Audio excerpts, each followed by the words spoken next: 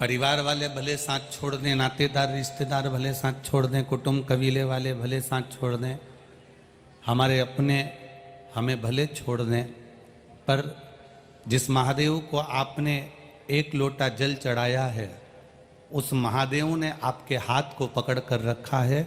सब छोड़ देंगे पर मेरा महादेव आपको नहीं छोड़ेगा।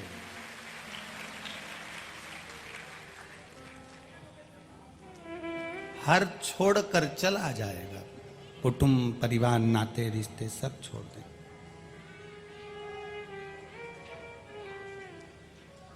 हवन में आहुति में घी डाला जाता है। अब आहुति में घी डालते हैं, हवन में घी डालते हैं, क्यों डालते हैं? तो कहा कि अग्नि प्रकट होती है। तो अग्नि तो केरोसिन का तेल डाल दोगे तो भी प्रकट हो जाएगी। बोलो सही है कि गलत है? मिट्टी का तेल डालोगे, केरोसिन का तेल डालोगे, घासलेट का तेल डालोगे तो क्या अग्नि प्रकट नहीं होगी? मिट्टी के तेल से, घासलेट के तेल से, केरोसिन के तेल से भी अग्नि प्रकट हो सकती है। पर यज्ञ में, आहुतियों में, हवन में केरोसिन का तेल, मिट्टी का तेल, घासलेट का तेल नहीं डाला जाता, घी डाला जाता है। किस लिए? क्योंकि हवन में भक्ति की जरूरत होती है, अहंकार की नहीं। घासलेट का जो तेल होता है, मिट्टी का जो तेल होता है, उसको आगी में आप यूं डालो एकदम भभक के ऊपर जाएगा। पर उसी अग्नि में आप एक कटोरा भरकर घी डाल दो, एकदम भभक कर अग्नि ऊपर नहीं जाएगी, धीरे से जाएगी, एकदम स्लो जाएगी, एकदम आराम से जाएगी।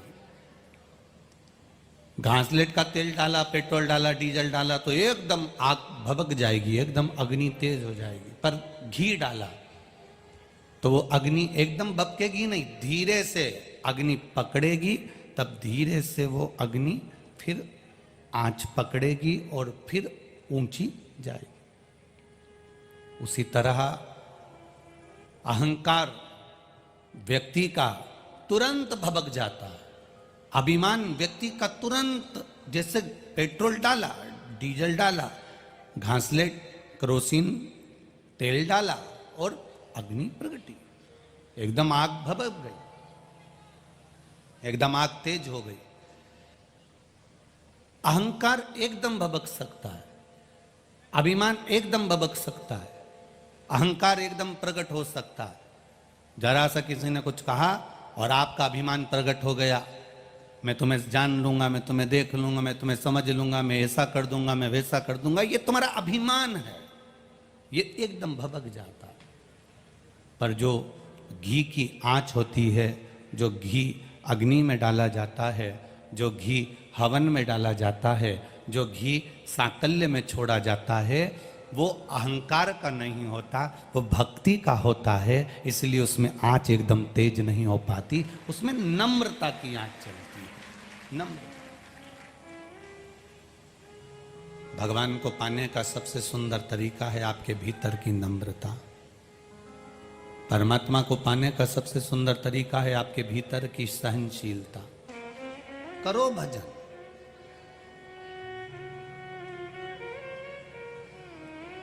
स्कूल में आपको कमाने का तरीका सिखाया जाएगा, स्कूल में आपको डिग्री प्राप्त करने का तरीका सिखाया जाएगा, स्कूल में आपको कमाने का तरीका सिखा दिया जाएगा। पर घर के संस्कार, परिवार के संस्कार आपको कमाने का तरीका सिखाएं चाहे ना सिखाएं, पर आपके भीतर अहंकार ना आए, ये घर का, परिवार का संस्कार हमें सिखा देगा कि हमें कैसे रहना, हमें किस तरह से रहना।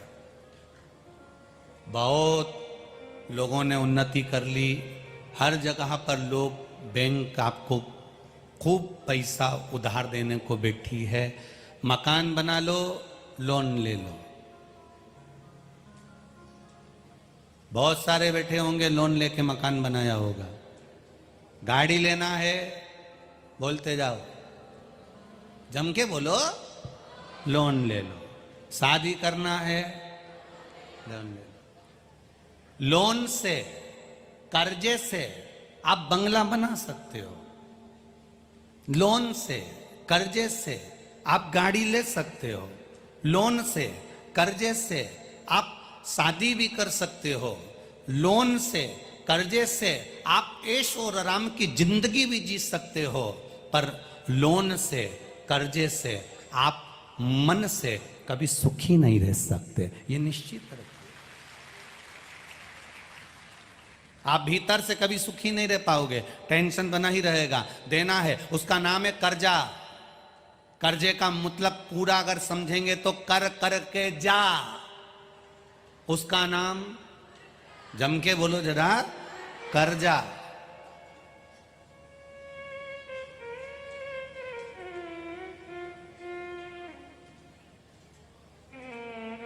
एक मुंबई में, पूना में, दिल्ली में फ्लैट लिया, एक फ्लैट लिया और उसका कर्जा चुका चुका के खुद आखिरी में अर्थी पे लेट गया। उसी का नाम है फ्लैट, अंत में जाके लेट। पूरी जिंदगी कर्जा चुकाता रहा, पूरी जिंदगी। बनाया फ्लैट, अपनी तनख्वाह से पैसे कटवाए, अपनी तनख्वाह से पैसे कटवाए, अपनी तनख्वाह से कटते रहे वो फ्लैट। बाद में किसके काम आया? तुम पूरी जिंदगी लोन भरते रहे। ना पत्नी ने वो कर्जा चुकाया, ना बच्चों ने कर्जा चुकाया, पूरी जिंदगी तुमने कर्जा चुकाया, सुख से दो रोटी नहीं खा पाए। इसलिए शिव महापुराण की कथा कहती है, जितना कमा रहे हो उसमें से थोड़ा सा बचत कर कर अपना भरण पोषण सही तरीके से करो। मत कहीं दान करो, कहीं मत दो, कम से कम अपने ऊपर खर्च करो और अपनी जिंदगी सही जीने का प्रयास करो।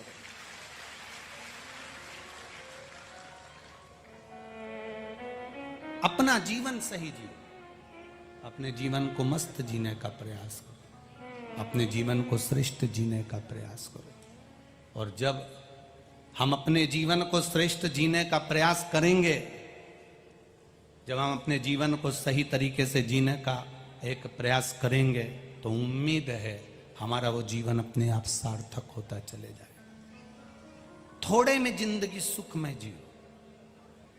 क्या भगवान शंकर को बैकुंठ की जरूरत नहीं थी? क्या भगवान शंकर को बहुत सारे धन की जरूरत नहीं थी? क्या भगवान शंकर को वैभव की जरूरत नहीं थी? क्या भगवान शंकर को सत्ता की जरूरत नहीं थी? क्या भगवान शंकर को प्रतिष्ठा की जरूरत नहीं थी? मेरे देवाधिदेव महादेव ने अपने पास में धन दौलत संपदा कुछ भी नहीं रखा। कैलाश पर रहता है, शमशान में रहता है, उसके बाद भी वैकुंठ के भगवान नारायण और ब्रह्मलोक के ब्रह्मा और इंद्रलोक के इंद्र जो विराजमान हैं, जो अच्छी अच्छे पुरियों में रह रहे हैं, अच्छे अच्छे नगर में रह रहे हैं, अपने अच्छे अच्छे शहर में रह रहे हैं, अच्छे अच्छे वैकुंठ में, ब्रह्मलोक में, इंद्रलोक में, अच्छी अच्छी जगह पर जितने देवता रह रहे हैं, उन सारे देवताओं को उठाकर देखना और एक महादेव को उठाकर देखना। अगर सबसे अच्छे सुख से अगर कोई रहता मिलेगा तो मेरा देवाधिदेव महादेव रहता मिलेगा। कुछ नहीं, फिर भी सुखी है। कुछ नहीं है, फिर भी सुखी है। कुछ नहीं है, फिर भी आनंद में वो सुखी है, वो आनंद में और बड़ा अलमस्त होकर रह रहा है।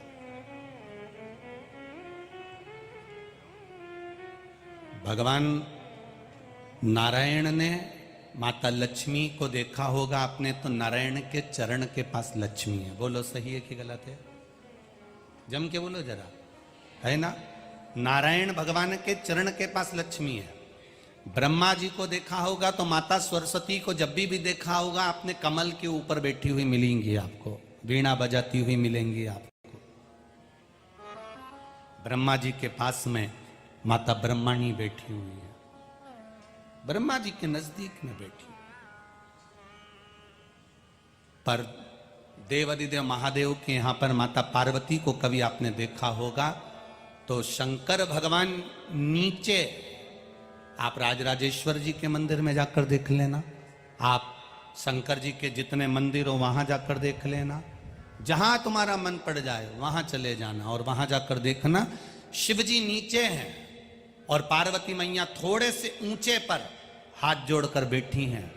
शंकर भगवान ने अपनी धर्मपत्नी को आदर दिया, सम्मान दिया, अपने स्थान से ऊंचा स्थान दिया, इसलिए संसार के लोग आज भी माता पार्वती और महादेव की पूजन करते हैं।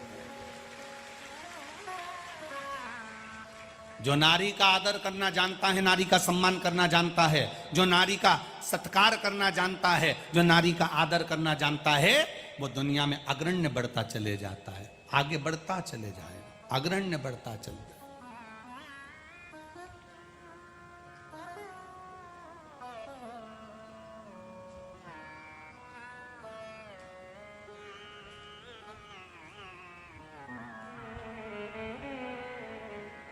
श्री स्वामी समर्थ जी को समाधि में जब वो लीन हो रहे थे,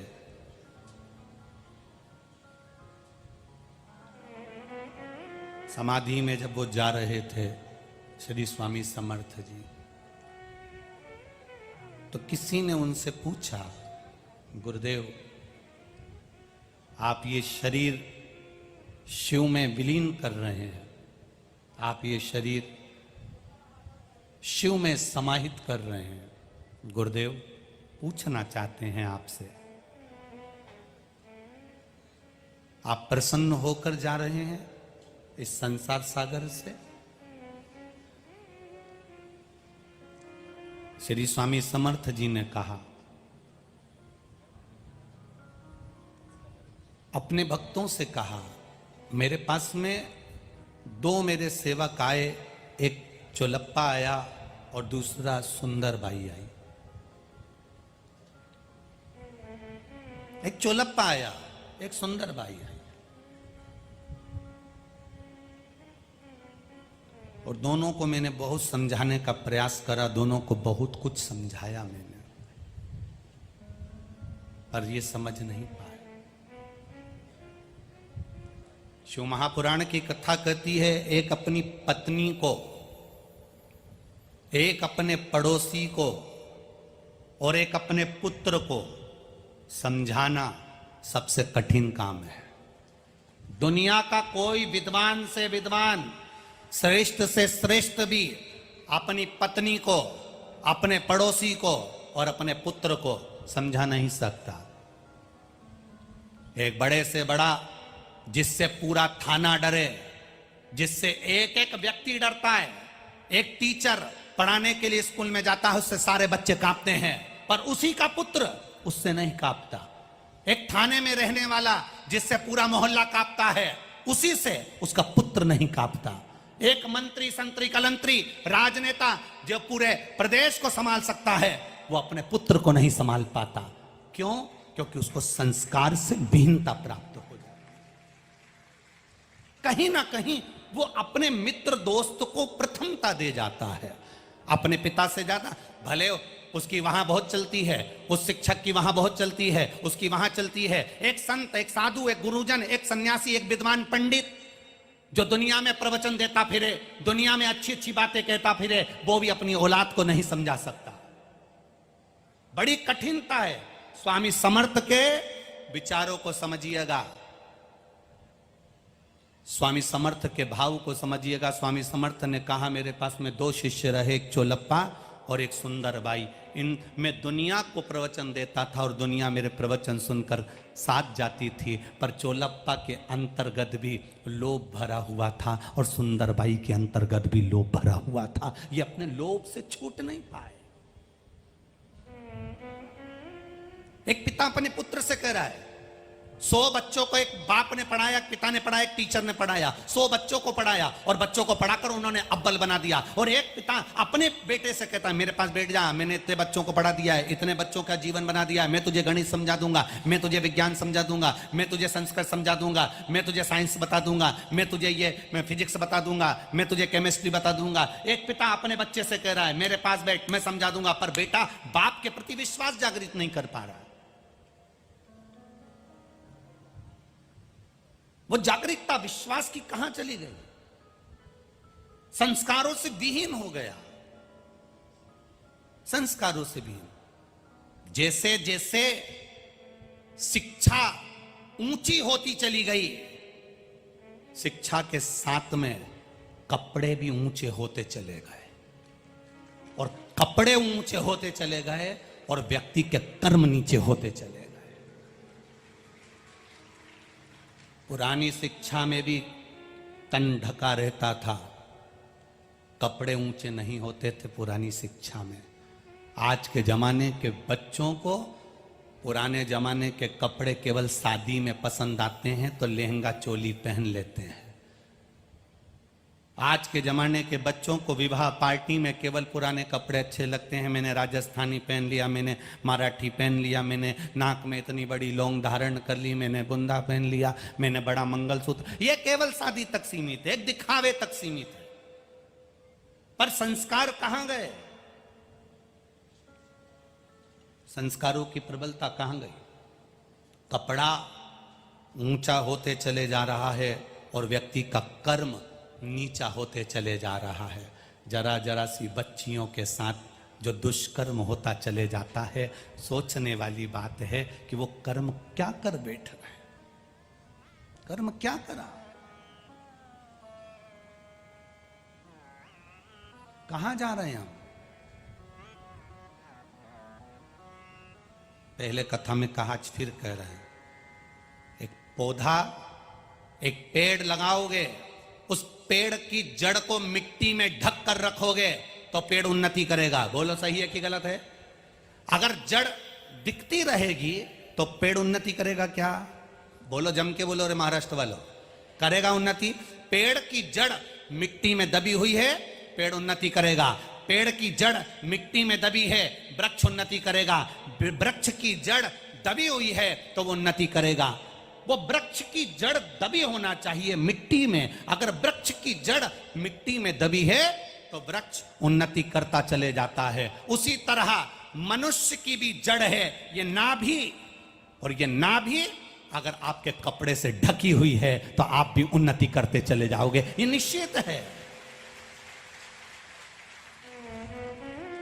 पेड़ की जड़ दिखेगी तो पेड़ कभी उन्नति नहीं कर सकता, और जिसकी नाभि दिखेगी वो कभी जिंदगी में उन्नति नहीं कर सकता, ये निश्चितता है। ये जड़ ढकी होना चाहिए। पर ना जाने फैशन कहां से आ गया, ना जाने किस फैशन की ओर हम बढ़ रहे हैं। अपनी सभ्यता को छोड़कर, अपनी संस्कृति को छोड़कर, अपनी मर्यादाओं को छोड़कर हम विचार करते हैं मैं इतनी पढ़ी लिखी, मैं इतना पढ़ा लिखा, मैं इतनी पढ़ी लिखी, मैं इतना पढ़ा लिखा। बहू कह देती है मैं तुम्हारी मम्मी की नहीं सुन सकती, मैं तुम्हारे पापा की नहीं सुन सकती, मैं पढ़ी लिखी हूं। माना तुम पढ़े लिखे हो, माना तुम विद्या अध्ययन करे हो, पर अपनी शिक्षा के साथ में वस्त्र को ऊंचा मत होने दो, वस्त्र को पूर्ण ढका हुआ होने दो, तो वो शिक्षा तुम्हारी पूजनीय है। वो शिक्षा तुम्हारी पूजनीय है। जिस शिक्षा के अंतर्गत हमारा कर्म बेकार हो जाए तो वो शिक्षा किस काम की? आप दूसरे का दर्द नहीं सहन कर पा रहे, आप दूसरे का दुख सहन नहीं कर पा रहे, आप दूसरे की प्रतिष्ठा नहीं देख पा रहे, आप दूसरे का आनंद नहीं देख पा रहे, वो शिक्षा किस काम की? उसका सुख क्या है? बहुत बड़ा दुख हृदय में था श्री स्वामी समर्थ जी के। सुंदर भाई जब स्वामी समर्थ जी के दर्शन करने के लिए लोग आते थे तो सुंदर भाई फटे हुए कपड़े पहन लेती थी। पढ़ी है कथा की नहीं पढ़ी? बोलो, जम के बोलो जरा। अरे बोलो तो जम के, पढ़ी है सबने? सुंदर भाई फटे कपड़े पहन लेती थी जब स्वामी समर्थ जी से मिलने के लिए दूर दूर से उनके भक्त आते थे। कितना दुख होता होगा स्वामी समर्थ जी को।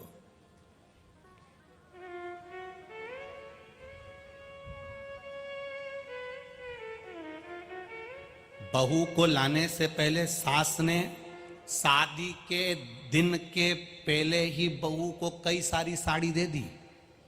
आप में से जितनी सास बैठी हैं इनसे पूछना, इन्होंने बहुओं को साड़ी दी कि नहीं दी। शादी के पहले ही 5 साड़ी, 7 साड़ी, 11 साड़ी पेटी में रखकर, कपड़े, चप्पल, सब सामान, यहां तक डब्बा भी दिया पेंटिंग का। बोला दिया कि नहीं दिया? सब दिया, चप्पल भी दी, सामान भी दिया, सब दिया। उसके बाद भी घर में बहू आने के बाद जब घर में मेहमान आए और बहू फटे हुए कपड़े पहनकर आए तो सास को बुरा नहीं लगेगा क्या कि मैंने इतना दिया, इसके पति ने इतना दिलाया, घूमने गई थी पुणे से, वहां से लेके आई, मायके गई थी, वहां की पड़ी हुई साड़ी इतनी सारी है, तो फटा हुआ क्यों पहन रही है? बेकार कपड़े क्यों पहन रही हो? अच्छे कपड़े हैं ना तुम्हारे पास में, वो पहनना चाहिए ना, पर क्यों पहन रही हो? उसका कारण केवल इतना सा है कि वो दिखाना चाहती है कि हमारे को ये कुछ नहीं देते। उसी तरह सुंदरबाई जब फटे हुए कपड़े पहनकर स्वामी समर्थ जी के सामने आती हैं और स्वामी समर्थ के दर्शन करने के लिए ढेर सारे भक्त उनके द्वार पर खड़े रहते हैं। उनका ध्यान सुंदरबाई पर गया। सुंदरबाई को देखकर स्वामी समर्थ की आंख में से आंसू बह निकला। आज मेरा महादेव जो स्वामी समर्थ का रूप है वो आंख से आंसू बहाता है। पास में खड़ा हुआ एक भक्त पूछ लेता है, गुरुदेव, गुरुवर, आपकी आंख में जल है? आपकी आंख में जल? स्वामी समर्थ कहते हैं, सुंदरबाई, इतना वस्त्र है सुंदरबाई के पास में, पर जब जब कोई दर्शन करने आता है तो ये फटे हुए वस्त्र पहन लेती है। लोगों को लगता है इसके पास में नहीं है तो लोग नया वस्त्र इसको दिलाने के लिए ले जाते हैं और ये नए नए वस्त्र, नए नए आभूषण खरीदती रहती है। मेरा दर्शन तो इसके लिए केवल एक व्यापार के सिवा कुछ भी नहीं है, कुछ नहीं, व्यापार के सिवा।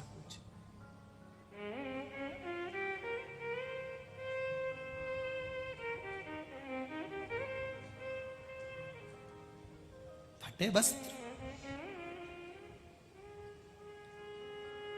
दो, एक चोलप्पा और एक सुंदरबाई, दोनों को देखकर स्वामी समर्थ आखिरी तक सोचते रहे कि इनको मैंने क्या चीज की कमी रखी। गुरु कभी कभी रखता है क्या? एक पिता और एक गुरु, दो ऐसे होते हैं। पिता अपने बेटे को उन्नति करता हुआ देखता है तो जब सबसे ज्यादा खुश होता है, और गुरु अपने शिष्य को बढ़ता हुआ देखता है तो सबसे ज्यादा खुश होता है। बाकी का दुनिया का कोई खुश नहीं होगा। एक पिता और गुरु ऐसे होते हैं जो बढ़ते हुए देखते हैं। बाप अपने बेटे को बढ़ता हुआ देखेगा तो खुश होगा, गुरु अपने शिष्य को बढ़ता हुआ देखेगा तो खुश होगा। स्वामी समर्थ जी सोचते हैं, मैंने चोलप्पा को इतना अपने पास में रखा, ये बढ़ेगा तो मुझे खुशी होगी, सुंदरबाई बढ़ेगी तो मुझे खुशी होगी। पर कारण तो दूसरा हो रहा है। यहां तो वैभव चाहिए, यहां तो धन चाहिए। गुरु के पास बैठो, सदगुरु के पास बैठो, कभी मौका मिल जाए शिव के पास में बैठो, कभी कोई शिव की चर्चा करने वाला मिल जाए, कोई शंकर का गुणगान करने वाला मिल जाए, कोई शिव तत्व को जानने वाला मिल जाए और उससे तुम्हारी निगाह मिल जाए ना, प्रयास करना एक बार कहीं गुरु की दृष्टि आप पर पड़ जाए। बस प्रयास करना, जो भगवान का चर्चा करने वाला हो, भगवत भजन करने वाला हो, शिव चर्चा करने वाला हो, शंकर का गुणगान करने वाला हो, राम नाम, कृष्ण नाम, शिव नाम की भक्ति में कोई डूबने वाला हो, उसकी मात्र निगाह से निगाह मिल जाए तो आपको कुछ मांगने की जरूरत ही नहीं पड़ेगी, सब अपने आप प्राप्त हो जाता है। कुछ नहीं मांगा जाता, सब मिल जाता।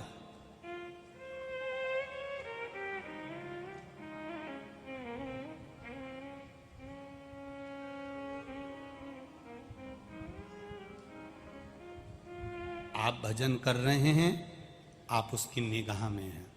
किसी दुकान में जाकर बैठोगे तो लिखा रहता है आप कैमरे की निगाह में। भगवान जब पैदा करा था तो अपने अंदर एक सिम डाल के भेज दी थी। कि तू कहीं पर भी रहेगा मुझे मालूम पड़ता रहेगा। आजकल ऐसी सिम लोग बाग गाड़ी में भी लगा के रखते हैं, जिसको चिप कहते हैं। गाड़ी कहीं पर भी रहती है, उनको मोबाइल पर मिलता रहता है। आकोला पहुंच गई, मोबाइल पे मिलता रहेगा। अंजनगांव पहुंच गई, अमरावती पहुंच गई, मंगरूल पहुंच गई, वासिम पहुंच गई। उनको मोबाइल पर अपडेट मिलता रहता है कि गाड़ी कहाँ कहाँ पहुंची है, कहाँ गई, कितना पेट्रोल लिया, किस जगह से निकली, कौन टोल टैक्स पड़ा, कहाँ रुकी थी, कितने घंटे रुकी थी। एक चिप गाड़ी के अंदर लगी रहती है, मालूम पड़ता रहता है गाड़ी कहां तक पहुंची। परमात्मा ने जब माता के गर्भ में तुम्हें भेजा, मां के गर्भ में जब तुम उल्टे लटके थे, माता के गर्भ से जब बाहर निकले, बस जिस समय तुमने नेत्र खोले, सिम ने चिप ने काम करना प्रारंभ कर दिया। मरोगे तब तक उसकी निगाह में रहोगे कि तुमने कितना झूठ बोला, कितना सत्य बोला, कितना भजन करा, कितना कीर्तन करा, कितना मंत्र जाप करा, कितना स्मरण करा, कितना धोखा दिया और कितना आनंद पाया। ये सिम भगवान को बताती रहती है। तुम किसी को बताओ चाहे मत बताओ कि मैंने कुछ नहीं करा, मैंने कुछ नहीं करा। या तुम दुनिया के लोगों को आप कह सकते हो कि मैं बहुत सरल हूं, मैं बहुत भोला, मेरे बराबर कोई नहीं, परंतु उसको सब मालूम है रे कालिया तेरा क्या होगा, उसे सब मालूम। एक एक चीज उसके स्मरण में है। आप किससे छुपा रहे हो?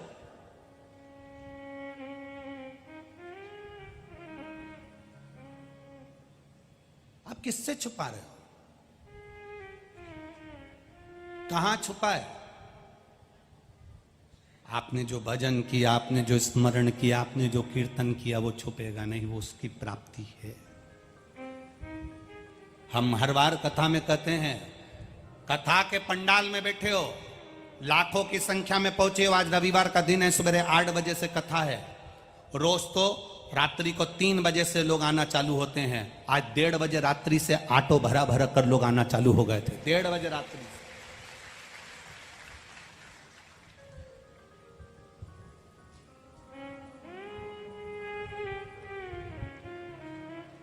कई लोग कहते हैं गुरुजी, एक बात आप लोगों से कहना चाहेंगे, शिव कथा में जब आप लोग आते हो तो ऐसा लगता है कि हमारे परिवार के हो। मन बड़ा आपसे मिलने के लिए लगा रहता है कि ये लोग बहुत दूर दूर से आए हैं, एक झलक इनकी और हमारी मिलन हो जाए। पर इतनी संख्या में रहते हो, इतनी संख्या में रहते हो, झलक तो जाने दो, पलक ही निकल जाए तो वही बहुत है। झलक तो जाने दो। नींद खुलती रात्रि को तो देखा कि लोग ऑटो में भरा भरा कर आ रहे हैं, पैदल चले आ रहे हैं, कोई खेत में से, जहां पार्किंग रोक दी वहां से पैदल, कोई के पाँव में तकलीफ, कोई के हाथ में तकलीफ, कोई चल नहीं पा रहा, दूसरे का हाथ पकड़ा है, बच्चे दौड़ रहे हैं, बुजुर्ग कंधे पर पिछोड़ा डालकर दौड़ रहा है, कहीं बुजुर्ग माताएं आगे बैठने के लिए कितनी तत्परता से रात्रि को 1:30, 2 बजे आ रही हैं। और सोचो, जो 1:30 बजे 2 बजे बुजुर्ग लोग हाथ पकड़ पकड़ के अंधेरे में चलते हुए यहाँ आते हैं, और कुछ लोग VIP बनकर बस आगे आकर बैठने की तुक रहती है। सोचना चाहिए, विचार करिए। अभी अपने मन में विचार लाइएगा, इस चीज का जरूर लाइएगा। हम हर जगह कहते हैं कि VIP पन थोड़ा सा कम करो रे, ये पास की व्यवस्था बंद करो रे। प्रयास करिए, थोड़ा सा VIP पन कम कर दो रे, आप जिंदगी में सुखी हो जाओगे, जीवन का सबसे बड़ा आनंद करो।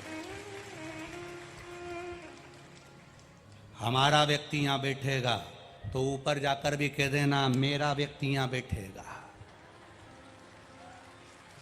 ना ना, इनकी दशा देखना कभी।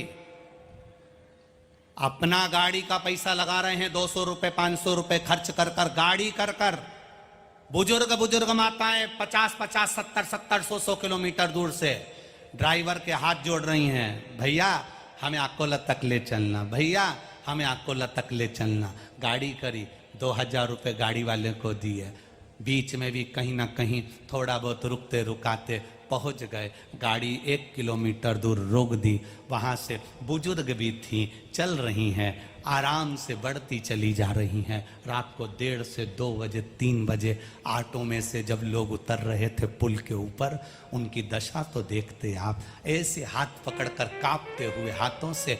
तब कथा की जगह संभालना है, पहुंचना है कथा में, और कोई वीआईपी बनकर सवेरे 8 बजे 7:45 बजे यहाँ आकर कहे कि मुझे जगा दो, तो धिक्कार है तुम्हारी जिंदगी को, धिक्कार तुम्हारे जीवन को। काय का जीवन तुम्हारा? वो कांपते हुए हाथ नहीं दिखते, वो चलते हुए पांव नहीं दिखते, कमर झुक रही है। मैं एक महिला का वर्णन क्या करूं, जैसे हम जेंट्स धोती पहनते हैं ना पंडित लोग, ऐसी वो माँ मराठी धोती पहनी हुई थी, इतनी बुजुर्ग कि कमर पूरी झुकी हुई थी। एक लड़की का हाथ पकड़कर चली जा रही। थोड़ी देर उसने, वो पुल की बात, थोड़ी देर खड़ी हुई, उसने बेटी से कहा, मुझे यूं इशारा कर रही, चक्कर आ रहा है। बेटी ने पानी दिया, माँ को पिलाया। थोड़ी देर बैठे, हम देख रहे थे, वो फिर हाथ पकड़कर चलकर कथा के पंडाल में पहुंच गई। सोचिएगा जरा, भक्ति किसको कहते हैं, भजन किसको कहते हैं, स्मरण किसको कहते हैं, कीर्तन किसको कहते हैं, मंत्र जाप किसको कहते हैं, नाम जाप किसको कहते हैं। और ऐसी बुजुर्ग माँ कथा के पंडाल में नहीं भी पहुंचे, भगवान का नाम नहीं भी ले, जहां बैठी है वहां से शिव पुराण को याद कर ले, मेरा महादेव वहां पहुंच जाएगा, मेरा महाकाल राजा वहां पहुंच जाएगा। सुंदरबाई को देखकर स्वामी समर्थ जी की आंख में आंसू भर जाते थे। अरे सुंदरबाई, लोग दर्शन करने आ रहे हैं और तू पुरानी साड़ी पहनकर, पुराने वस्त्र पहनकर इनके आगे कह रही है मेरे पास में कुछ भी नहीं, मेरे पास में कुछ भी नहीं। लोग तुझे ले जाकर कहीं बाजार में खड़ा कर देते हैं, साड़ी दिला देते हैं, सामान दिला देते हैं। क्या है ये? स्वामी समर्थ की आंख में जल भरा हुआ है।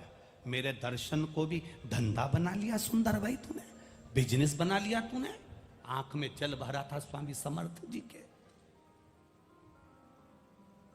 आंख में जल।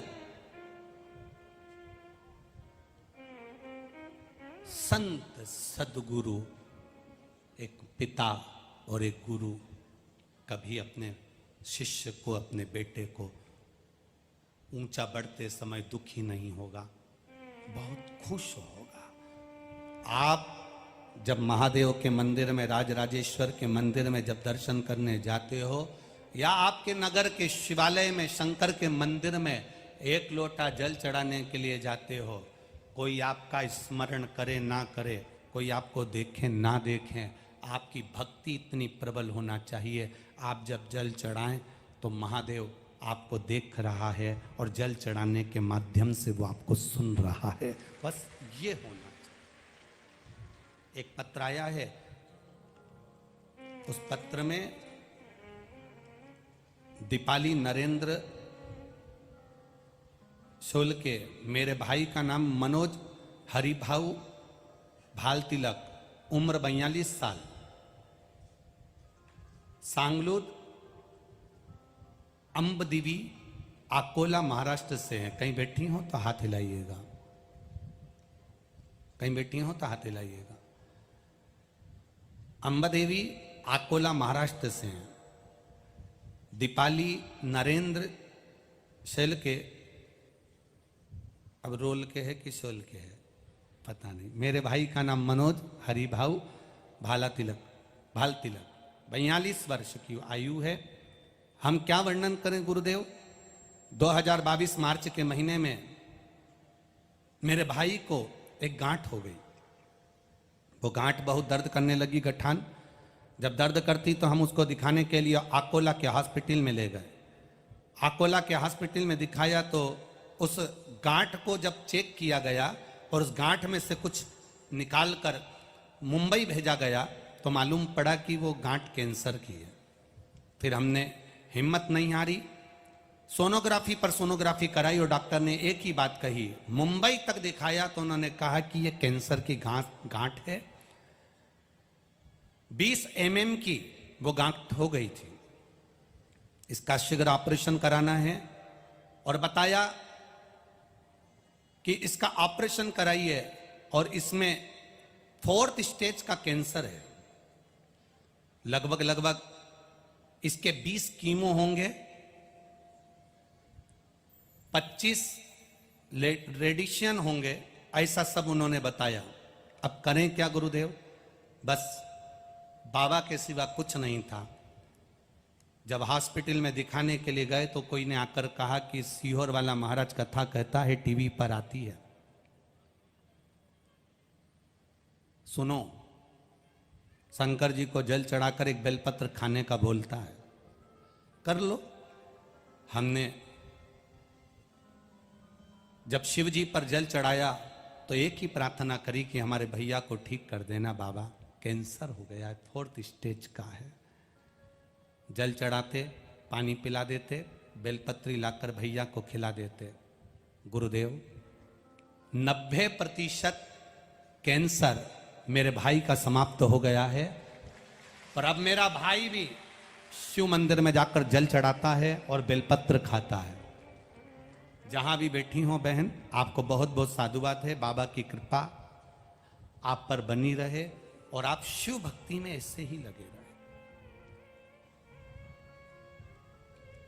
एक विश्वास जागृत करिए, अपने भीतर एक भरोसा जागृत करिए, और जब विश्वास जागृत हो जाएगा, आप देखिए द्रौपदी का चीर खींच रहा था, उसके 5 पति बैठे हुए थे। धतराष्ट्र काका ससुर बैठा है, गांधारी बैठी है काकी सास, भीष्म पितामह बैठे हैं, गुरु द्रोणाचार्य बैठे हैं, 5 पति बैठे हैं, पूरी सभा लगी हुई है और द्रौपदी चीख चीख कर पुकार रही है, मेरे चीर को कोई बचा लो। धतराष्ट्र से कहा तो कहते हैं मेरी आंख नहीं है, गांधारी कहती है मेरी आंखों पर पट्टी बंदी है, भीष्म पितामह कहते हैं मैंने दुर्योधन के घर का अन्न खाया है, पांडव कहते हैं हम कुछ नहीं कर सकते क्योंकि हमने तेरे को जुए में हारा है। रोती हुई द्रौपदी अपने गुरु जी के दरवाजे पर पहुंच गई, जहां गुरु द्रोणाचार्य बैठे थे। गुरु जी से जाकर कहा, गुरुदेव आपकी शिष्या हूं, गुरु मंत्र लिया है मैंने, आज आपकी बेटी नग्न हो रही है, आप साथ नहीं दोगे? गुरु ने जो कहा आपकी जिंदगी में आप भी याद रखिएगा। गुरु द्रोणाचार्य कहते हैं, सुनो द्रौपदी, ना तो सभा में बैठे हुए तेरे पति तेरा साथ देंगे, ना ये भीष्म पितामह, ना धतराष्ट्र गांधारी साथ देंगे, और ना तेरा ये गुरु साथ देगा। पर एक बात याद रखना द्रौपदी, गुरु तेरा साथ नहीं देगा, पर गुरु ने जो वचन तेरे कानों में दिए हैं उसको अगर तूने पकड़ लिया तो वो तेरा साथ दे जाएंगे। आपकी दुख की घड़ी में सीहोर वाला महाराज नहीं आएगा, आपकी दुख की घड़ी में सीहोर वाला महाराज तुम्हारे सामने खड़ा नहीं होगा। हाँ, कोई दूसरा महाराज और वो कहता हो कि हम तुम्हारे दुख की घड़ी में खड़े रहेंगे तो बात दूसरी है। मरते समय वेंटिलेटर पर ना परिवार वाले होंगे, ना कुटुंब वाले होंगे, ना कोई महाराज, ना कोई संत, ना साधु होगा। उस दुख की घड़ी में वेंटिलेटर पर अंतिम सांसें गिन रहे होगे, शरीर में जब कष्ट होगा, रोग होगा, बीमारी होगी, तकलीफ होगा, दुख आएगा, कोई घर में परिवार में जब कष्ट आएगा, सब अपने साथ छोड़कर चले जाएंगे। उस समय पर जो तुमने शंकर जी को 1 लोटा जल चढ़ाया है वो महादेव तुम्हारा साथ निभा जाएगा, क्योंकि तुमने गुरु की वाणी को अपने भीतर उतारा है। जो गुरु के शब्द को अपने भीतर उतार लेता है, गुरु जी ने कहा है 1 लोटा जल चढ़ाना है, गुरु जी ने कहा है बेलपत्री चढ़ाना है, गुरु जी ने कहा है शंकर जी के मंदिर जाना है, मंदिर ना जाओ तो शंकर का शिखर का दर्शन कर लो, अगर शिखर का दर्शन भी नहीं कर सकते तो कोई शिव पुराण की कथा सुनकर जा रहा है उसके मुख का दर्शन कर लो। गुरु ने कहा है द्रौपदी, गुरु साथ नहीं देगा पर गुरु का वचन साथ दे जाएगा। बस द्रौपदी को याद आया, अब गुरु द्रोणाचार्य भी साथ नहीं दे रहा है। जब गुरु साथ नहीं दे रहा तो गुरु के वचन को याद करा। गुरु ने जो मंत्र दिया था, द्रौपदी ने वो मंत्र पुकारना प्रारंभ करा। द्रौपदी ने वो भजन, आपको भी एक मंत्र प्रतिदिन शिव पुराण में मिल जाता है, श्री शिवाय नमस्तुभ्यम। जब आए दुख की घड़ी जपो, स्मरण करो, गुरु तुम्हारा साथ नहीं देगा पर जिस मंत्र को गुरु ने दिया है, व्यासपीठ पर बैठकर जो वचन गुरु ने दिया है, उस वचन को, शब्द को याद करना है। और द्रौपदी ने पुकारा, आखिरी में पुकारा। जब पुकारना प्रारंभ करा तब मेरा द्वारिकाधीश साड़ियों का ढेर लगा दिया, इतना पूर दिया, इतना पूर दिया कि दुशासन खींच खींच कर थक गया। जब मेरा भगवान देता है तो छप्पर फाड़ कर देता है, और जब मेरा भगवान जब तुम्हें अहंकार आ जाता है तो वापिस लेता है तो कपड़े फाड़ कर लेता है। मेरा मालिक देगा तो छप्पर फाड़ कर देगा। अगर तुम उसकी भक्ति में रमे हो, भजन में रमे हो, परहित में रमे हो, दूसरे के दुख को देखकर दुखी हो रहे हो, प्यासे को पानी पिला रहे हो, भूखे को भोजन करा रहे हो, किसी को औषधि की जरूरत है उसको औषधि दिला रहे हो, किसी को जरूरत है, गर्मी पड़ रही है, धूप पड़ रही है, अपने छाते की ओट तुमने कर दी, एक छाया तुमने कर दी।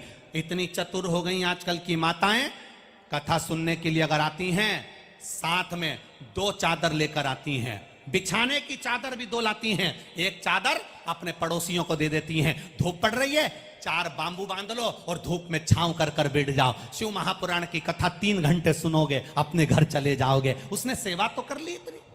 इतनी चतुर, इतनी समझदार मेरे यहां माताएं इस शिव महापुराण की कथा में आती हैं। अपना चादर दे देती हैं, ओढ़ लो, बिछा लो, ले छाया कर लो, कथा सुन लो, आराम से सुनो, फिर अपने घर चले जाओ। आराम से सुनो, अलमस्त होकर सुनो, अलमस्त से सुनो।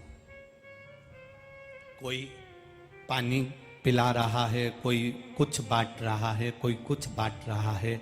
ये मेरे भोलेनाथ ने जिनको दिया है वही तो लुटा रहे हैं। जिनको दिया और वो लुटा ना पाए तो जिंदगी बेकार। जिनको दिया, देने के बाद भी लुटा ना पाए तो जीवन बेकार है तुम्हारा। किस काम की जिंदगी?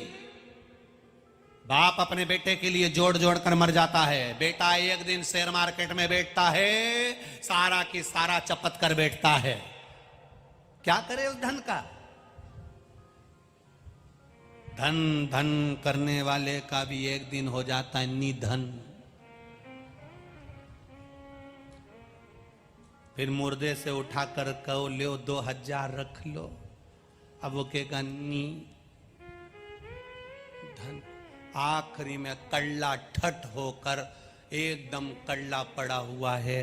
पहले धन धन करता था, 5000 ले लिए, 2000 ले लिए, 10,000 चले गए, 40,000 मिल गए, 1 लाख बच गए, 50,000 चले गए, 25,000 गए। धन धन धन धन धन धन और एक दिन हो गया जम के तो बोलो निधन।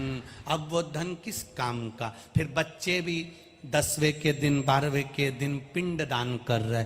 पिंड करना मतलब पिंड छुड़ाना। 10-12 ब्राह्मण को भोजन करा के पिंड छुड़ा लेते हैं और पूरी प्रॉपर्टी अपनी करके बैठ जाते हैं। एक इतना बड़ा आटे का पिंड देते हैं और पिंड छूट गया। एक पिंड इतना बड़ा आटे का, चावल का देकर पिंड छुड़ा लिया। और जीजियों और मेरे जीजाओं, आप हो चाहे हम हो, दुनिया के लोग आपसे भी और हमसे भी ऐसे ही पिंड छुड़ाएंगे। इसलिए मनुष्य का शरीर मिला है। तुम्हारे नजदीक में अगर कथा हो रही है, किसी को 1 रुपया भी मत दो। अपना हाथ से बिस्कुट लाओ, अपने हाथ से रोटी लाओ, अपने हाथ से पानी की बोतल लाओ, अपने हाथ से जल लाओ और पिलाओ, खिलाओ और अपनी जिंदगी का आनंद पाओ। अपने हाथों से कर चलो। वापिस ये मनुष्य की देह नहीं मिलेगी। आकोला में फिर वापिस कथा होने वाली इतनी जल्दी नहीं है। वो तो कोई आकोला वालों के पुण्य थे। गजानन बाबा को सुनना थी और राजराजेश्वर को कराना थी, तो ये दुबे जी और चौरसिया जी ने ये कथा का आयोजन रख दिया, हो गया। ये कहीं उसकी कृपा थी।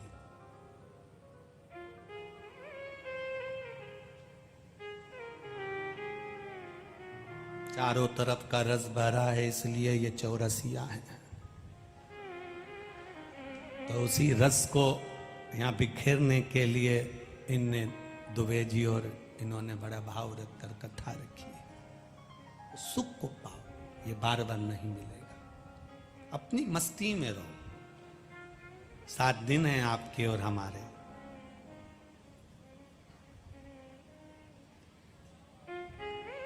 तन को धोने का साबुन बाजार में मिल सकता है, मन धोने का नहीं मिलेगा। मन धोने का साबुन ये शिव महापुराण की कथा है। तो इस मन को धो दे, मन को धो दे। जिस वॉशिंग मशीन अगर तुम्हारे घर में है तो कपड़े धोने के बाद उसको धो के रखना पड़ता है, बोलो सही है? अगर वॉशिंग मशीन को कपड़ा धोने के बाद धोकर नहीं रखोगे, साफ कर कर नहीं रखोगे, तो दूसरे दिन वो वॉशिंग मशीन काम नहीं करेगी, वो वॉशिंग मशीन काम नहीं करेगी। अगर धोकर साफ कर कर नहीं रखा तो वो काम नहीं करेगी।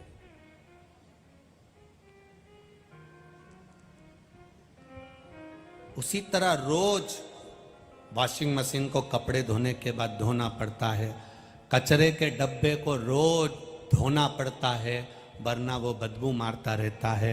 उसी तरह रोज शिव महापुराण को 5 मिनट मोबाइल पर सुनो, चाहे टीवी पर सुनो, चाहे पंडाल में सुनो, क्योंकि ये कचरे का डब्बा, कहीं अहंकार हमारे भीतर प्रकट ना हो जाए, कहीं लोभ, आसक्ति, तृष्णा, वासना, बदबू ना मारने लगे। इसलिए इसको साफ करते रहो, धोते रहो, जिससे ये बदबू ना दे। साफ रखिए, प्रतिदिन धोइए। चाय का दाग लग जाए, अब्बी की अब्बी धो लो, नहीं तो चाय का दाग बाद में पक्का हो जाएगा, धुलेगा नहीं। कॉफी का दाग लग गया, बाद में धुलेगा नहीं, अब्बी की अब्बी धो लो। आज झूठ बोला तो आज ही श्री शिवाय नमस्तुभ्यम कह लो, आज का दाग आज ही धो लो। आज का दाग आज धोगे तो चल जाएगा, बाद में धोगे साफ नहीं हो पाएगा। रोज हम झूठ बोलते हैं, रोज हम कपट करते हैं, रोज हम बेईमानी करते हैं, रोज हम कुछ ना कुछ गलत कर बैठते हैं, तो रोज हमको भगवान का भजन कर लेना चाहिए, जिससे हमारा दाग आज की आज धुल जाए, साफ हो जाए, हम भक्ति को धारण कर लें। सुंदरबाई को देखकर श्री स्वामी समर्थ जी ने 3 से 4 बार सुंदरबाई को समझाया था, 4 बार चोलप्पा को समझाया था कि तुम क्या कर रहे हो, धन वैभव थोड़ा सा आकर्षण खींच रहे हो, आसक्ति धन की बना रहे हो।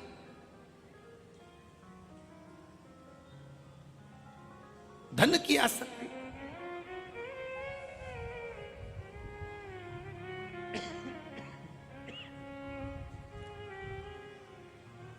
जब पूर्ण विश्वास आपका परमात्मा की ओर हो जाता है तो भगवान देता भी खुश होकर है।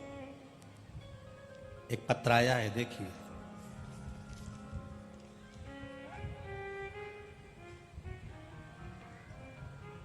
मेरा नाम गीता भीमराव, मेरा नाम गीता भीमराव, बाघमारे, मुकाम पोस्ट महान, जिला अकोला से हूं। कहीं बैठी हो तो हाथ हिलाइएगा, कहीं बैठी हो। मेरा नाम गीता भीमराव, बाघमारे, मुकाम पोस्ट महान, जिला अकोला से हूँ। कहीं बैठी हो तो हाथ हिलाइएगा। आप ही हैं, दोनों हाथे से हिला दो एक बार। श्री शिवाय नमस्तुभ्यम। भांजी की शादी को 6 साल हो गए थे, लेकिन कोई संतान नहीं थी। डॉक्टरों के हिसाब से इसको संतान का सुख नहीं था। डॉक्टरों ने कहा था इनको कुछ कमी है जिसके कारण संतान नहीं होगी। आस छोड़ दी, विश्वास छोड़ दिया। तब टीवी चैनल पर किसी के कहने पर सफेद आंकड़े की जड़ का प्रयोग करा। एक बार सफेद आंकड़े की जड़ कमर में बंधवाई, शिव जी के मंदिर में जाना प्रारंभ करा, पर उस आंकड़े की जड़ ने कोई फायदा नहीं हुआ। जब आंकड़े की जड़ से फायदा नहीं हुआ तो छोड़ दिया, जड़ को वापस फेंक दिया। दूसरी बार फिर 2-3 महीने बाद फिर वापस सफेद आंकड़े की जड़ का फिर प्रयोग करा और पशुपतिनाथ का व्रत करना प्रारंभ करा। तब उस आंकड़े की जड़ को बांधने के बाद परभणी के कथा में गए और परभणी की कथा में जाकर बाबा से विनती करी, कथा सुनी पंडाल में, और बाबा की कृपा से आज मेरी भांजी के यहाँ संतान का सुख है। अब वो गर्भवती है और बाबा ने उसको कृपा कर दी है। बैठी है बहन। श्री शिवाय नमस्तुभ्यम। शिव तत्व इसी को कर। आपका किया भजन, आपका किया गया मंत्र जाप, आपका किया गया स्मरण जब विश्वास के साथ करोगे तो वो देगा।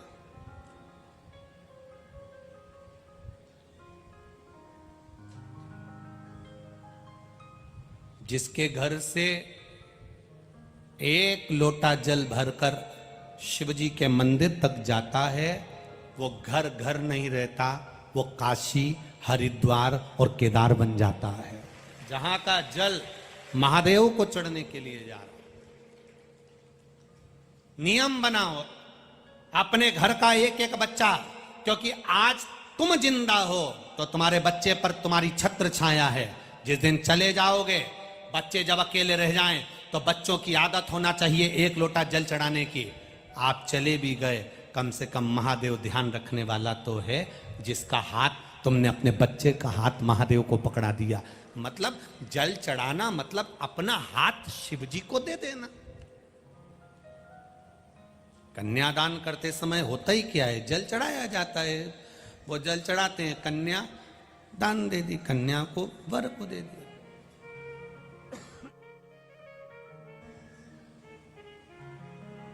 वर को प्रदान कर दिया। उसी तरह जब हम जल चढ़ाते हैं देवाधिदेव महादेव को, तो हमने अपना सर्वस्व महादेव को दे दिया। तन मन धन सब है तेरा, स्वामी सब कुछ है तेरा, तेरा तुझको अर्पण, प्रभु का प्रभु को समर्पण, क्या लागे मेरा। ओम जय जगदीश हरे। मात पिता तुम मेरे, शरण गऊं मैं किसकी, तुम बिन और ना दूजा, प्रभु बिन और ना दूजा, आस करूं मैं किसकी। ओम जय जगदीश हरे। विषय विकार मिटाओ, पाप हरो देवा, स्वामी कष्ट हरो देवा, श्रद्धा भक्ति बढ़ाओ, सब में प्रेम बढ़ाओ, संतन की सेवा। जय जगदीश हरे। श्रद्धा बढ़े, विश्वास बढ़े, दृढ़ता बढ़े, भरोसा बढ़े, आपके चरणों में हमारी रुचि बढ़े। कुछ देव ना देव, महादेव इतनी कृपा करना, मेरे जीवन के हर पल, हर घड़ी में, हर क्षण में आप याद रहो। मैं जब हारता हूं तो जय महाकाल कहता हूं, जब मैं जीतता हूं तो जय महाकाल कहता हूं, मैं जब पछताता हूं तो जय महाकाल कहता हूं, जब मैं वैभव में आ जाता हूं तो जय महाकाल कहता हूं, जब मैं सोता हूं तो जय महाकाल कहता हूं, जब मैं जागता हूं तो जय महाकाल कहता हूं। मेरी रोम रोम में महाकाल समाया है। बस ये भाव आपके भीतर आना चाहिए। आपके भीतर हर पल, हर घड़ी, हर क्षण वो शब्द स्मरण होना चाहिए। कहीं अगर दुख की घड़ी में भी आ जाओ तो आपके भीतर होना चाहिए, मैंने एक लोटा जल चढ़ाया है, मैंने शंकर भगवान को एक लोटा जल चढ़ाया है, मेरा बाबा मुझे खड्डे में नहीं डाल सकता, मेरा बाबा मुझे दुख नहीं दे सकता। 4th स्टेज का कैंसर भी अगर वो सही कर सकता है, मैंने शिव महापुराण की कथा में सुना है, 4th स्टेज का कैंसर भी अगर वो सही कर सकता है तो मेरी बीमारी तो थोड़ी है, मेरा हाथ पकड़कर वो पार कर सकता है। ये मेरा विश्वास कहता है, ये मेरा भरोसा कहता है, ये मेरी दृढ़ता कहती है, ये मेरा विश्वास कहता है। वो सहज नहीं है, वो सरल नहीं है, ये मेरी दृढ़ता कह रही है, ये मेरा विश्वास कह रहा है।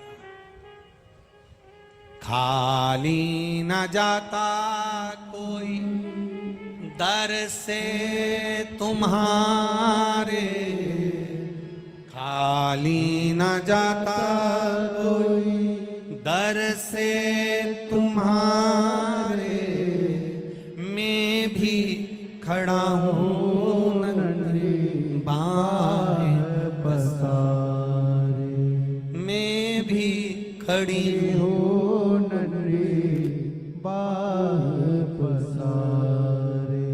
अपने हृदय से लगा लो, लगा लो, गिरा जा रहा हो, उठा लो, उठा लो।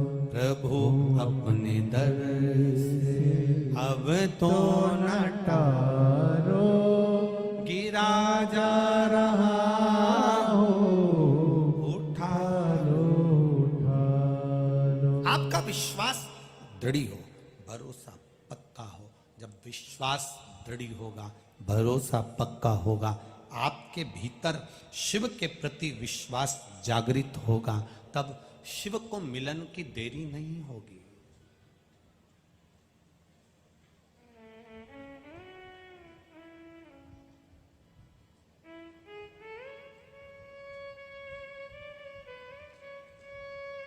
गुरु नानक देव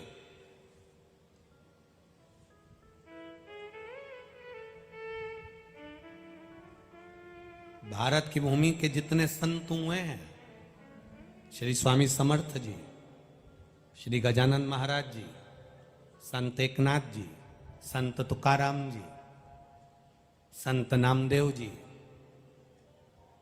भारत की भूमि के जितने संत हुए, महाराष्ट्र के ही नहीं गुजरात के भी जलाराम बप्पा, भारत की भूमि के जितने संत, जितने साधु, जितने सन्यासी, जितने तपस्वी, जितने साधक, जितने उपासक हुए हैं, दुनिया के लोगों को उन्होंने कुछ दिया कि ना दिया, पर एक चीज दुनिया के लोगों को सिखाई है कि उनके दरवाजे से कभी कोई भूखा नहीं गया।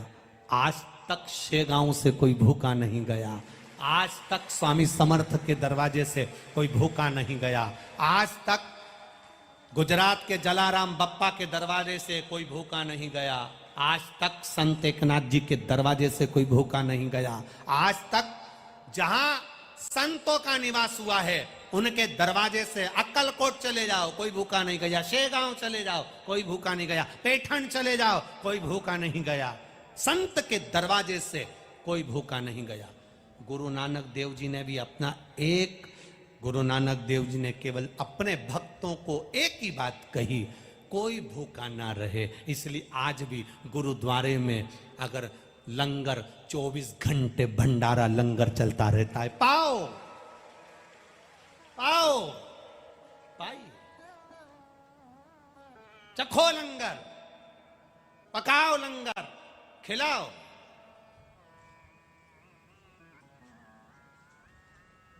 चौबीस घंटे में बस एक समय की अवस्था, आप आयो सुबह 10 बजे से 1 बजे तक आपको प्रसाद मिल जाएगा, शाम को फिर प्रसाद मिल जाएगा। ये संत व्यवस्था। अन्न दान से बड़ा दुनिया में कोई दान नहीं, जल दान से बड़ा दुनिया में कोई, गला पकड़ोगा, अन्न दान से बड़ा दुनिया में कोई दान नहीं, जल दान से बड़ा दुनिया में कोई दान नहीं, अभय दान से बड़ा दुनिया में कोई दान नहीं।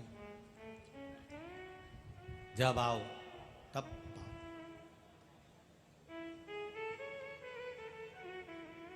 कुछ तो है अकोला की भूमि पर रहने वालों पर, मुझे लगता है यहाँ जो हवा चलती होगी वो शेगांव से होकर चलती होगी, इसलिए सब संत है।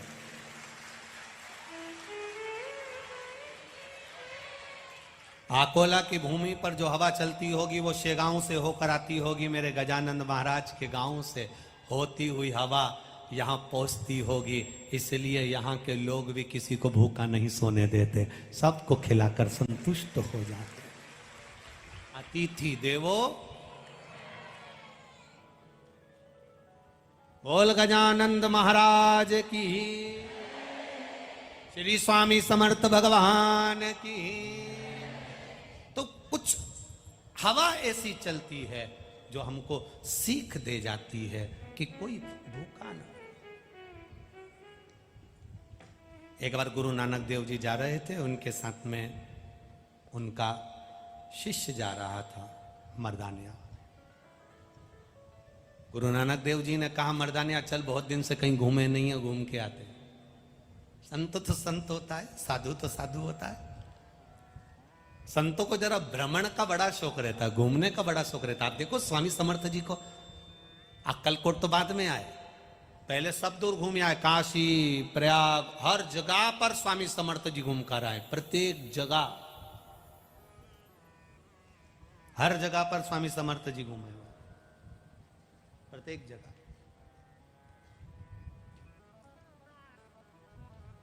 घूमने का बड़ा शौक होता है।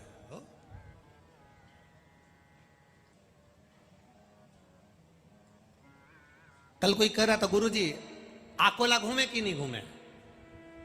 हमने कहा हम पहले घूम लिए बचपन में आकोला।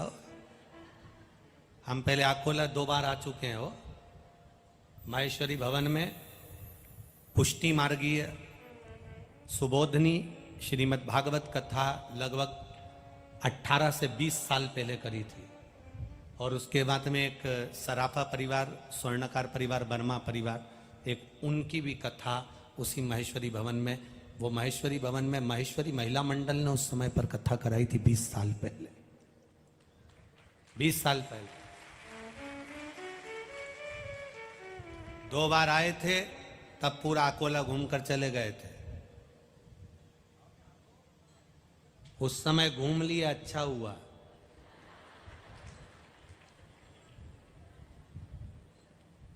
अभी तो तुम ट्रेन में नहीं घूमने देते तो अकोला क्या कहा घूमने दोगे?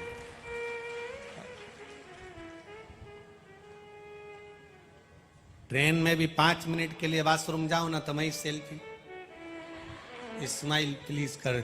हम कह भी रहे हैं बाथरूम है तो चलता, हमको तो चलता, लेकिन बाथरूम है, बाथरूम है उधर तो नहीं।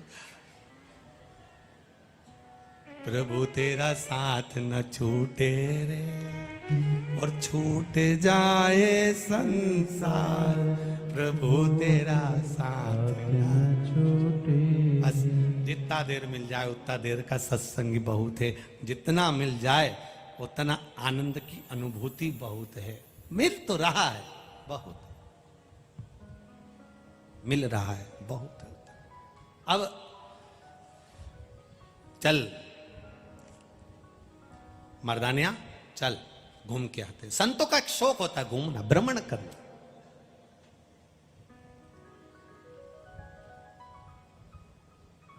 खंडवा के धुनी वाले बाबा गए हो कभी? गए हो? खंडवा के धुनी वाले बाबा, बड़ा शौक था गाड़ी में घूमने का, बड़ा शौक था पैदल चलने का, बड़ा शौक था अलमस्त होकर घूमने का। इसलिए आज भी उनके यहां जाके दर्शन करना, मां वाहन खड़े मिलेंगे आपको। बड़ा प्रसन्न। स्वामी समर्थ जी को बड़ा शौक था भ्रमण घूमने का। चलो, गुरु नानक देव जी को बड़ा शौक था भ्रमण करने का। चल रहे, ए मर्दानिया चल। मर्दानिया कहे, गुरु जी कहां चलेंगे? चल तो सरी, चल मेरे साथ चल तू। चलो, मर्दानिया को पकड़ा, मर्दानिया को लिया और चलती है।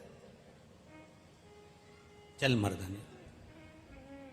घूमते घूमते घूमते घूमते एक शहर में पहुंच गए। शहर से पास में एक गांव था, वहां पर गुरु नानक देव जी पहुंच गए। और गुरु नानक देव जी जब वहां पहुंचे तो गुरु नानक देव जी ने मर्दानिया से कहा, रे अब कहीं बैठते हैं, जरा देख तो कहीं झोपड़ा मोपड़ा मिले। इतने में मर्दानिया ने कहा, गुरुजी सामने एक झोपड़ा बना हुआ है, सामने बना है झोपड़ा। बिल्कुल ठीक सामने एक झोपड़ा बना हुआ है। गुरुजी ने कहा चल वहीं चलते हैं। इतने में मर्दानिया से कहा, मर्दानिया जा बोल तो कि गुरु नानक देव जी आए हैं और तुम्हारे झोपड़े में रहना चाहते हैं। सूचना मिल गई, गुरु नानक देव जी आए, झोपड़े में रह रहा व्यक्ति बड़ा खुश हो गया, आज मेरे भाग्य खुल गए, आज मेरे यहां दिवाली हो गई, गुरु नानक देव पधार गए, संत आए, साधु आए, गुरु आए, घर में दिवाली है, दशहरा है, दीपोत्सव है। क्या ना कर दिया जाए जब गुरु द्वार पर आए, हम क्या ना दे दें उसको। आए गुरुजी, गुरुजी ने कहा सुनो भाई, हम तुम्हारे यहां रह रहे हैं, हमारा मन है कि हम सत्संग करें, चालू हो जाओ। सबने कीर्तन चालू कर दिया। गुरु नानक देव जी ने कीर्तन चालू करा, सत्संग चालू करा। कीर्तन सत्संग चलते चलते गुरु नानक देव जी ने कहा भैया अब एक काम करो, लंगर लगाओ, भूख लग रही है, भोजन की तैयारी करो। लंगर पकाया गया, लंगर बनाया गया, सबने लंगर चखा, भंडारे का भोजन किया। गुरु नानक देव जी ने भी आनंद से पाया, कीर्तन किया। कीर्तन करने के बाद गुरु नानक देव जी मर्दानिया से सुबह बोले अब चलो, चलें। अब संत और बादल एक जैसे होते हैं, कभी भी आ जाते हैं। बादल भी आते हैं तो बरस कर जाते हैं, और संत भी आते हैं तो बरस कर जाते हैं। दोनों का एक काम है। बादल का काम भी बरसने का है, बरसेंगे चले जाएंगे। बादल बरसते हैं तो भूमि को हरा भरा कर देते हैं, और संत जिसके ऊपर बरसते हैं उसकी जिंदगी को हरा भरा कर देते हैं। संत है, गुरु है, उसको पहचानना कठिन है। चौलप्पा नहीं पहचान पाया, सुंदर भाई स्वामी समर्थ जी को नहीं पहचान पाई, नहीं पहचाने। गजानंद बाबा से गांव में रहे, दुनिया के लोगों ने नहीं पहचाना। बाद में पहचान होती है जब संत चले जाते हैं। एकनाथ जी को नहीं पहचाना, नामदेव जी को नहीं पहचाना, मुक्ताबाई को नहीं पहचाना, तुकाराम जी को नहीं पहचाना, रामकृष्ण परमहंस को नहीं पहचाना, मीराबाई को नहीं पहचाना। भारत के जितने संत थे इनको जब थे तब नहीं पहचाना, जब चले गए तब पहचान कर रहे। जब तक थे तब तक लोग गाली देते रहे, चोटा होगा, ऐसा होगा, वैसा होगा, ढोंगी है, प्रपंची है, छली है। क्या होता है शंकर जी की पूजन करने से? वो तो ढोंग करता, वो तो प्रपंच करता, वो तो छल करता। जिंदा है तब तक दुनिया के लोग अपशब्द कहेंगे, ताने देंगे, गाली देंगे, आड़ा टेढ़ा बोलेंगे। जब वही दुनिया छोड़कर चले जाता है, फिर दुनिया के लोग जानते हैं कि ये संत की कृपा थी जो अपना क्षेत्र बचा हुआ था, ये स्वामी समर्थ की कृपा थी जो अपना महाराष्ट्र बचा हुआ था, ये गजानन बाबा की कृपा थी जो अकोला बचा हुआ था। फिर हमने पहचान कर ली, पहचान गए, फिर गया तब। बादल और संत एक बराबर के होते हैं। बादल और साधु, सन्यासी, तपस्वी, साधक, उपासक, संत एक बराबर के होते हैं। बादल बरसता है, चले जाता है, पृथ्वी को हरा भरा कर देता है। संत बरसता है, संत आता है थोड़े दिन के लिए, 7 दिन, 5 दिन, 4 दिन, 3 दिन के लिए संत आपकी नगरी में आता है, बरसता है, अमृत लुटा देता है। इतना बरसाया, इतना बरसाया, जिन्होंने 7 दिन बैठकर इस संत वाणी में अपने कपड़ों को गीला कर लिया, जो इस संत की वाणी में नहा लिया, वो फिर दूसरी वाणी में नहीं नहाता, उसकी जिंदगी संवर जाती है। जो नहा लिया, नहा लिया। चलते फिरते रहते, संत रुकते नहीं, चल रहे। शिव भक्ति की ओर अग्रणी कहा, मर्दानिया जा, सामने झोपड़ा है।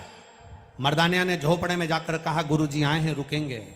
रात ठहरे, सत्संग किया, भजन किया, लंगर चखा, भोजन किया, भंडारा किया, बाद में चल दिए। अब चलते चलते जब जाने लगे तो गुरु है, गुरुजी जब जा रहे थे बड़े सब आनंद में जाने लगे। गुरुजी ने मर्दानिया से कहा, अपने चेले से कहा, एक काम कर, जाके झोपड़े को तोड़िया।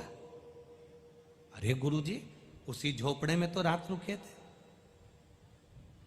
उसी झोपड़े में रात रुके थे, और हम उसी झोपड़े में रात रुके और उसी झोपड़े को तोड़ दें, ये कहां की रीति है? अपन तो उसी झोपड़े में रात रुके। अच्छा लगेगा क्या? गुरु तो गुरु होता है।